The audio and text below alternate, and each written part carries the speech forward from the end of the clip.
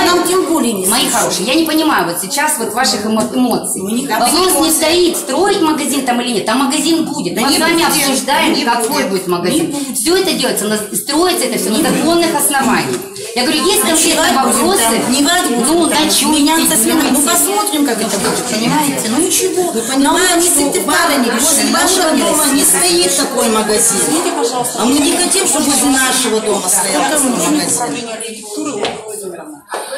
Хочу разъяснить несколько вот это наше с вами сейчас противостояние. Для чего мы здесь собрались. У нас не предусмотрена форма проведения общественных обсуждений, какого-либо собрания. То, что мы сейчас говорим, это нигде не протоколируется, это просто вот наши с вами эмоции. Здесь на самом деле, здесь на самом деле у нас здесь проводится сейчас экспозиция, да, на которой вы имеете право написать, изложить свои замечания, предложения по данному проекту. Конечно, все написано. Мы это все у вас примем, протокол проведения самих обсуждений, это все будет включено. Только то, что вы, выразив согласие на обработку персональных данных, нам все у нас есть готово, да.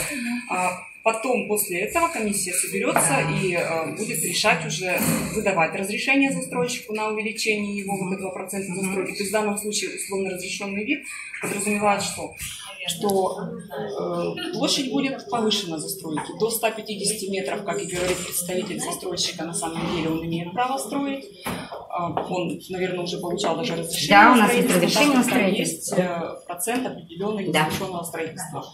А вот это вот превышение площади выше 150, это вот уже является предметом обсуждения, который у нас проводится.